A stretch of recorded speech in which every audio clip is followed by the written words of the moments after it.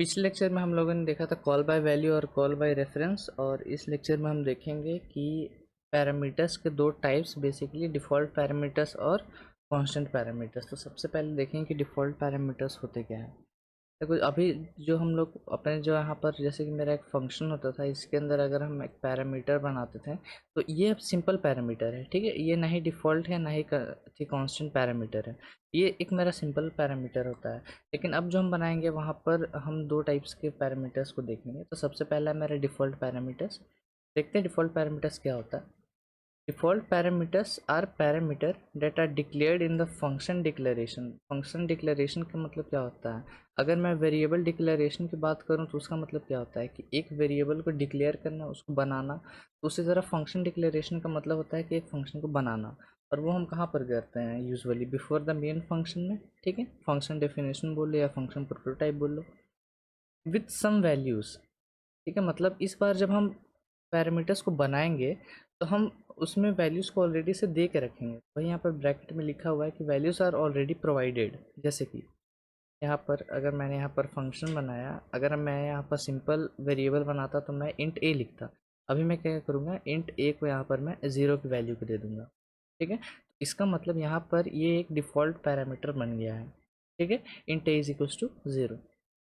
अब यहाँ पर देखो, if the function calling does not give or pass a value to that parameter, इसका मतलब जब हम फंक्शन को कॉल करेंगे, इस फंक्शन को कॉल करेंगे तो वहाँ हम फंक्शन कॉलिंग में क्या करते हैं, फंक्शन का नाम लिखते हैं और उसके अंदर हम कोई भी एक वैल्यू पास करते हैं।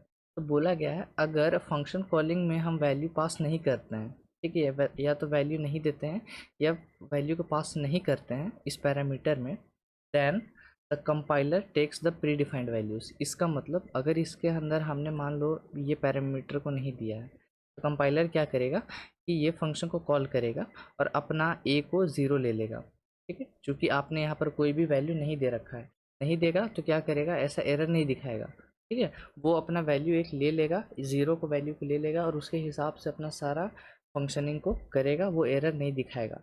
लेकिन सपोज़ कर लो मैं यहाँ पर इज इक्वल्स टू 0 को हटा देता हूँ, तब आपको एरर दिखाएगा। तब आपको बोलेगा कि तुमने एक पैरामीटर बनाया लेकिन तुमने कुछ भी वैल्यू पास नहीं किया है, ठीक है। लेकिन डिफ़ॉल्ट पैरामीटर से होता क्या है, वो एरर नहीं दिखाता है।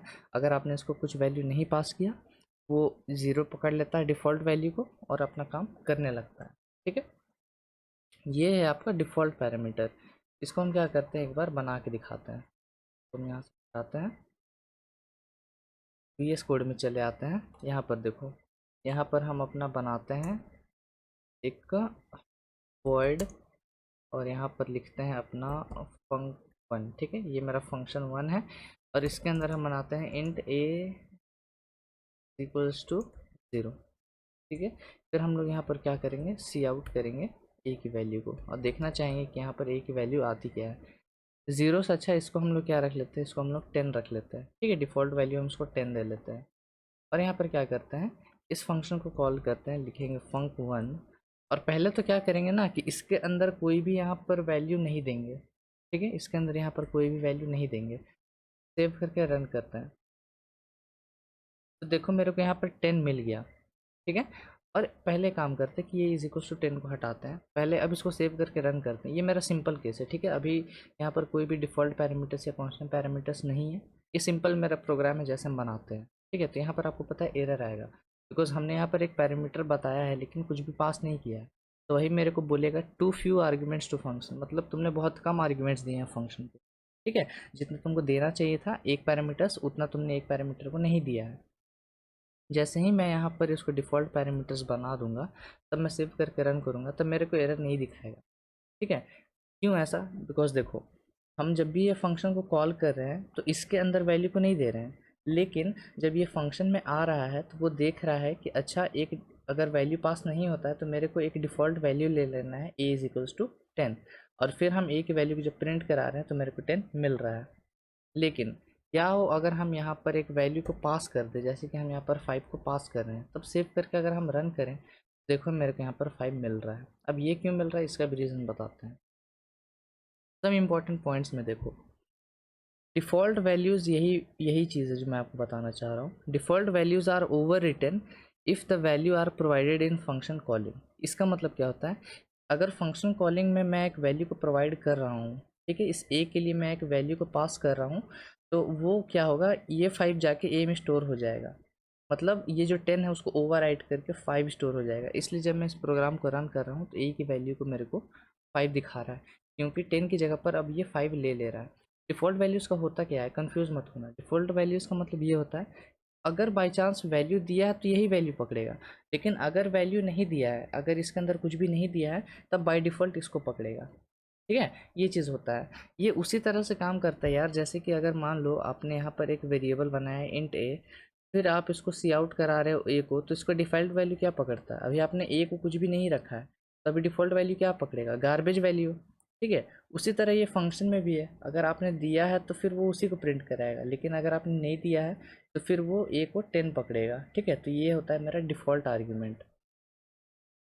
सेकेंड इंपॉर्टेंट पॉइंट देखो, all the default arguments should be written in the right side of the parameter list. अब इसका मतलब समझो क्या है, कि आप, ज़रूरी नहीं है कि आप अपना एक फंक्शन में या तो बस डिफ़ॉल्ट ही बना रहे हो या तो बस अपना सिंपल पैरामीटर ही बना रहे हो, आप मिक्स्ड बना सकते हो। मतलब एक फंक्शन के अंदर डिफ़ॉल्ट भी हो सकता है, सिंपल पैरामीटर भी हो सकता है, लेकिन आपको पॉइंट ये याद रखना है ना, कि जितना भी आप पैरामीटर बनाओ, ये चीज़ ध्यान रखो कि आप जितना भी डिफ़ॉल्ट पैरामीटर्स बना रहे हो वो राइट मोस्ट साइड आना चाहिए। जैसे कि मैं यहाँ पर बनाऊँगा इंट ए, फिर मैं यहाँ लिखूँगा int b comma int c is equals to zero, और फिर मैं यहाँ लिखूँगा int d is equals to zero. तो देख लो कि जितना यहाँ पर आइडेंटिफाई करो कि सिंपल पैरामीटर्स कितना है, दो सिंपल पैरामीटर्स है ए और बी, बिकॉज हमने सिर्फ यहाँ इंट ए और इंट बी ले रखा है और ये वैल्यू पकड़ेगा। ठीक है, और यहाँ पर देखो ये जो दो पैरामीटर्स हैं सी और डी, ये मेरे डिफ़ॉल्ट पैरामीटर्स हैं, क्योंकि इनका स्टार्टिंग वैल्यू यहाँ पर दिया गया है। ठीक है, सी को हमने ज़ीरो बनाया है, डी को हमने ज़ीरो बनाया है। तो हमने यहाँ पर जो दो पैरामीटर्स जो डिफ़ॉल्ट है उनको हमने राइट मोस्ट साइड रखा है। ठीक है, अगर बाई चांस कुछ ऐसा कर दो, आप इसको हटा दो, तो फिर ये आपका सिंपल पैरामीटर बन गया। अब ये प्रोग्राम आपका गलत हो जाता है। ठीक है, क्योंकि आपने ये जो डिफ़ॉल्ट पैरामीटर्स है इसको बीच में रख दिया है। आपको अगर इसको, अगर बस एक ही डिफ़ॉल्ट पैरामीटर्स है तो उसको आपको सबसे लास्ट में रखना है। मतलब जितना भी डिफ़ॉल्ट पैरामीटर्स है सबको राइट साइड घसका दो। ठीक है, और सारा जो आपका सिंपल पैरामीटर्स हैं उनको लेफ़्ट साइड रखो। ठीक है, तो ये मेरा कोशिश रहा, तो इसको हम लोग इज इक्वल टू ज़ीरो कर देते हैं फिर से। अब देखो हम यहाँ पर क्या करेंगे, एक सिंपल एप्लीकेशन भी यहाँ से आपको समझ में आ जाएगा कि मेरा क्या जो है ये डिफ़ॉल्ट पैरामीटर्स का काम है। ठीक है, आउट। अब यहाँ पर देखो, इसको फ़िलहाल के लिए फंक्शन को हम कॉल नहीं करते हैं, हम क्या करेंगे यहाँ पर फंक्शन टू को कॉल करेंगे। ठीक है, और इसके अंदर देखो, अब यहाँ पर एक चीज़ समझो, ये जो चीज़ है यहाँ पर समझो। देखो सबसे पहले आपको एक चीज़ ध्यान रखना है, आपने यहाँ पर क्या बना के रखा है, दो दो यहाँ पर आपने सिंपल पैरामीटर्स बना के रखे हैं ए और बी। तो आपका प्रोग्राम आपसे क्या एक्सपेक्ट करेगा कि अगर आपने यहाँ पर दो सिंपल पैरामीटर्स बना के रखे हैं तो एटलीस्ट आपका दो जो है वैल्यू वो जाना ही चाहिए, एटलीस्ट टू वैल्यू रिक्वायर्ड है। ठीक है, नहीं तो फिर वो मैसेज दिखा देगा कि टू फ्यू आर्ग्यूमेंट्स पास्ड। ठीक है, इसको देखो एक बार हम करके देखते हैं। सपोज कर लो मैं यहाँ पर एक ही वैल्यू पास करता हूँ। ठीक है, तब देखो सेव करके रन करूँगा तो मेरे को एरर दिखाएगा कि too few arguments to function. ठीक है, तो आपका यही मैं पॉइंट बताना चाह रहा हूँ, कहाँ गया, यही मैं पॉइंट बताना चाह रहा हूँ कि एटलीस्ट दो वैल्यू रिक्वायर्ड है। जितना सिंपल पैरामीटर्स रहता है उतना आपको वैल्यू रिक्वायर्ड रहेगा। तो यहाँ पर एक पॉइंट लिख लो कि the number of value passed to a function with default parameters, मतलब ऐसा फंक्शन जिसमें डिफ़ॉल्ट पैरामीटर्स भी आ रहे हों, शुड बी इक्वल टू आप लिख लेना वर्ड्स में, the number of simple parameters. ठीक है, इसका मतलब यही हुआ कि एक फंक्शन जिसमें डिफ़ॉल्ट पैरामीटर्स आ रहे हैं, तो आप ध्यान रखो कि जब भी ये फंक्शन को कॉल करो तो जितना भी सिंपल पैरामीटर्स है कम से कम उतना तो आपको मिनिमम देना ही देना पड़ेगा, उतना वैल्यूज तो पास करना ही पड़ेगा। ठीक है, क्योंकि देखो अगर आप एक वैल्यू दोगे, यहाँ पर देखो मैं समझाने की कोशिश करता हूँ। अगर आप इस फंक्शन के अंदर यहाँ पर अगर func2 लिखा हुआ है, इसके अंदर अगर आपने सिंपल ऐसा 2 पास कर दिया, तो ये 2 तो आपका ए में चला जाएगा, लेकिन आपका ये जो बी है ये खाली रह जाएगा। आपको इन दोनों को नहीं देखना है, क्योंकि अगर इन दोनों का आप वैल्यू नहीं भी दोगे तो वो 0 और 0 पकड़ लेगा खुद से, ठीक है। लेकिन ये बी नहीं पकड़ पाएगा, क्योंकि आपने इसका कोई भी डिफ़ॉल्ट वैल्यू बता के नहीं रखा अपने कंपाइलर को, ठीक है। अब सपोज कर लो कि मैं यहाँ पर 2 और 3 डालता हूँ ऐसे करके, ठीक है। तो ये 2 चला जाएगा ए में, और ये आपका 3 जो है वो चला जाएगा यहाँ पर आपके पास बी में, ठीक है। 2 और 3 बी में चला गया तो आपका प्रोग्राम रन कर जाएगा। इसलिए मैं बोल रहा हूँ एटलीस्ट, ठीक है। एटलीस्ट कम से कम आप इतना वैल्यूज पास करो जितना आपका यहाँ पर सिंपल पैरामीटर्स है। और बाकी अगर आप सी और डी का वैल्यू नहीं भी दोगे तो वो 0 और 0 पकड़ेगा, ठीक है। लेकिन सपोज कर लो अब यहाँ पर क्या करते हैं, एक और पैरामीटर्स को बढ़ाते हैं। अगर सपोज कर लो मैं यहाँ पर 4 लिखता हूँ, तब क्या होगा, ये 4 चला जाएगा आपके पास सी में, 0 को ओवरराइट करके 4 हो जाएगा। मतलब अब सी का जो वैल्यू है वो बन जाएगा 4। यहाँ पर लिखते चलते हैं, ए का वैल्यू मिल गया 2, बी का वैल्यू मिल गया 3 और सी का वैल्यू मिल गया 4, और डी का वैल्यू अभी क्या है 0। मतलब अगर आप डी को पास नहीं करोगे तो डी का डिफ़ॉल्ट वैल्यू कितना पकड़ेगा, 0, ठीक है। और ऑर्डर मेंटेन करेगा, 2 3 4 रखा है तो 2 ए में जाएगा, 3 बी में जाएगा, 4 सी में चला जाएगा। ऐसा नहीं कि 4 डी में चला गया, ठीक है। ये ऑर्डर तो मैंने आपको बताया हुआ है कि ऑर्डर मेंटेन करता है पासिंग समय। अब सपोज कर लो इसको हम हटाते हैं और यहाँ पर 6 रखते हैं, तो अब ये जो 6 है वो चला जाएगा डी में, तो ये जो 0 है वो ओवरराइट होकर बन जाएगा 6, ठीक है। तो मतलब आपको क्या इससे मालूम पड़ा कि मिनिमम आपको 2 पैरामीटर्स तो देना ही है कम से कम सिंपल पैरामीटर्स की वैल्यू प्रोवाइड करने के लिए। अगर इन दोनों का वैल्यू अगर आप नहीं भी दोगे तो भी आपका प्रोग्राम सही से चलेगा, कोई भी एरर यहाँ पर नहीं आएगा, ठीक है। चलो इसको यहाँ से भी हटाते हैं और यहाँ पर 2 वैल्यूज़ को दे के देखते हैं। यहाँ पर 2 हम 3 डालेंगे, उसको सेव करके रन करेंगे, ठीक है। देखो मेरे को यहाँ पर 5 मिला, तो ये बहुत इजी एक्सप्लेनेशन होगा, क्योंकि 2 चला जा रहा है आपका ए में, 3 चला जा रहा है आपके पास बी में, और सी और डी का वैल्यू क्या बन जा रहा है 0 0, क्योंकि हमने वैल्यू दिया नहीं है, ठीक है। तो 2 + 3 + 0 कितना होता है 5, ठीक है। तो 5 आपका आ गया। सपोज कर लो हम यहाँ पर डालते हैं अब 4, ठीक है, सेव करके रन करते हैं, तो फिर वो तीनों का ऐड करेगा। 4 + 2 6, 6 + 3 9, और डी का वैल्यू क्या है 0, तो 9 + 0 0।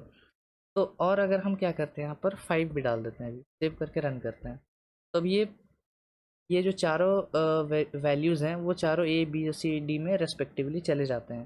तो अब अगर आप ऐड करोगे तो यहाँ 3 + 2 5, 5 + 5 10, 10 + 4 14, तो 14 आपका यहाँ पर आ रहा है, ठीक है। इससे क्या हुआ कि डिफ़ॉल्ट पैरामीटर्स की मदद से हमने ये जो फंक्शन है इसको हमने 4 वेरिएबल्स तक एक्सटेंड कर दिया। मतलब मेरा बोलने का मतलब ये है कि देखो जब भी हम पहले एक फंक्शन बनाते थे तो मैंने आपको बताया था कि अगर आपको 2 नंबर्स को ऐड करना है, एक ऐसा फंक्शन बनाओ कि आपको 2 नंबर्स को ऐड करना है, तो आप यहाँ पर सिंपली से क्या करते, इन दोनों को यहाँ से हटाते और यहाँ से हटाते, ठीक है। ये चीज़ आप करते, इंट ए और बी बनाते, sum is equal to a + b, फिर सम प्रिंट कराते। फिर अगर मैं बोलता हूँ कि फिर एक और फंक्शन बनाओ जहाँ पर आपको 3 नंबर्स को ऐड करना है, तो आप क्या करते, फिर यहाँ पर एक इंट सी ले लेते, फिर यहाँ पर +c करते, एक अलग फंक्शन बन जाता फिर, ठीक है। मतलब 2 वैल्यूज़ के लिए अलग फंक्शन, 3 वैल्यूज़ के लिए अलग फंक्शन, उसी तरह 4 वैल्यूज़ के लिए अलग फंक्शन। अब इस डिफ़ॉल्ट पैरामीटर से हुआ क्या कि हमने यहाँ पर ऐसे ही लेके 4 पैरामीटर्स अपने कर दिए। देखो फंडा ये है, इस सब में आपको क्या चाहिए, कम से कम 2 नंबर्स तो चाहिए ऐड करने के लिए, एक नंबर तो खुद से ऐड होगा नहीं, ठीक है। तो सब में आपको 2 नंबर्स तो चाहिए, तो 2 को हमने यहाँ पर सिंपल पैरामीटर से रखा है और बाकी सी और डी को हमने 0 रख दिया है। और अगर आपको इस फंक्शन को और एक्सटेंड करना है तो इंट इज इक्वल टू 0 रख दो, int f is equal to 0 रख दो, मतलब आप फंक्शन को एक्सटेंड कर लेना। फिर यहाँ पर उसी तरह +e+f कर देना, ठीक है। अब यूज़र अगर 2 नंबर्स को ऐड करना चाहता है तो आप यही फंक्शन को कॉल कर देना, वो 2 पैरामीटर्स को ऐड करेगा, ए और बी को ऐड करके रिटर्न कर जाएगा। बाकी सी डी ई एफ का डिफ़ॉल्ट वैल्यू 0 रखा हुआ है, तो ऐड हो ना हो एक ही बात है, ठीक है। उसके बाद अगर 3 नंबर्स उसको ऐड करना है तो फिर से वो यही फंक्शन को कॉल कर लेगा, बाद में उसको दूसरा फंक्शन बनाने की ज़रूरत नहीं है।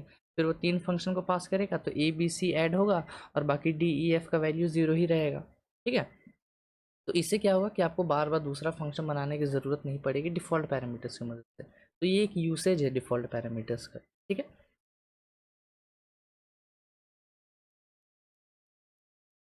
तो तो आई होप आपको समझ में आया होगा कि फंक्शंस डिफ़ॉल्ट पैरामीटर्स में क्या इंपॉर्टेंस रखते हैं। और एक चीज़ देखो यहाँ पर, अगर सपोज़ कर लो मैं यहाँ पर क्या करता हूँ कि अगर मैं इसको यहाँ से हटा के ऐसा कर देता हूँ, सेव करके रन करूँ, तो मेरे को एरर बताएगा। देखो क्या बोल रहा है, default arguments missing for parameter 4। मतलब बोल रहा है पैरामीटर 4 कौन सा आपका, ये वाला, तो इसके लिए वैल्यू मिसिंग है। तो मतलब कंपाइलर में ऑलरेडी बता के रखा गया है कि आपका जितना भी डिफ़ॉल्ट पैरामीटर्स है वो राइट साइड आना चाहिए। ठीक है, तो मतलब आपने अगर यहाँ पर एक डिफ़ॉल्ट पैरामीटर्स बना दिया तो कंपाइलर समझेगा अब इसका राइट साइड जितना भी पैरामीटर्स आ रहा है यानी कि डी, वो भी एक डिफ़ॉल्ट पैरामीटर्स होना चाहिए। इसलिए वो बोल रहा है कि default arguments missing for parameter 4, मतलब इसके लिए तुमने यहाँ पर डिफ़ॉल्ट पैरामीटर्स को नहीं दिया है, तो ये आपका इस तरह से होना चाहिए। ठीक है, तो आपको ये चीज़ ध्यान रखना है कि डिफ़ॉल्ट पैरामीटर्स जब भी बनाओ तो राइट साइड रखो। और एक चीज़, एटलीस्ट 2 वैल्यूज़ रिक्वायर्ड होने चाहिए एक डिफ़ॉल्ट पैरामीटर्स को वर्क कराने के लिए। ठीक है, मतलब जितना भी एटलीस्ट जितना भी आपका सिंपल पैरामीटर्स है उतना एटलीस्ट आपको चाहिए, क्योंकि बाकी अगर आप नहीं भी दोगे तो वो डिफ़ॉल्ट वैल्यूज़ को पकड़ लेगा। ठीक है, चलो, तो ये तो आपको समझ में आ गया कि डिफ़ॉल्ट पैरामीटर्स कैसे हम यूज़ कर सकते हैं। अब दूसरा टाइप का हम पैरामीटर्स देखते हैं जहाँ पर हम को बोलते हैं कांस्टेंट पैरामीटर्स। देखो, constant parameters are those parameter which cannot change its value within the function but can take an initial value through the function calling। इसका मतलब समझो क्या है कि अगर आपने एक कांस्टेंट पैरामीटर बना दिया, ठीक है, अब हम कांस्टेंट पैरामीटर कैसे बनाते हैं, देखो अगर हम एक फंक्शन बनाएं और यहाँ पर कांस्टेंट, अगर मैं बोलूँ कांस्टेंट वेरिएबल बनाने का प्रोसेस, तो मैंने आपको बताया है कि कांस्ट कीवर्ड का यूज़ करो, फिर सिंपल जैसे आप वेरिएबल बनाते हो उसी तरह करो। ठीक है, तो वही हम यहाँ भी करेंगे। हम यहाँ पर लिखेंगे const int a is equals to 5। ठीक है, अब यहाँ पर देखो, अब ये आपका एक कांस्टेंट पैरामीटर बन गया, कुछ भी यहाँ पर हमने इंपॉर्टेंट नहीं किया, ये आपका सिंपल पैरामीटर होता था। ठीक है, ये आप सिंपल पैरामीटर बनाते थे, फिर अगर आप इसको एक स्टार्टिंग वैल्यू दे दो पैरामीटर की लिस्ट के ही अंदर, तो ये आपका इतना बन जाता था डिफ़ॉल्ट पैरामीटर्स। अब ये सारा मिला के आपका बन जा रहा है कांस्टेंट पैरामीटर। ठीक है, तो कोई बड़ा चीज़ नहीं है, देखते हैं यहाँ पर क्या है।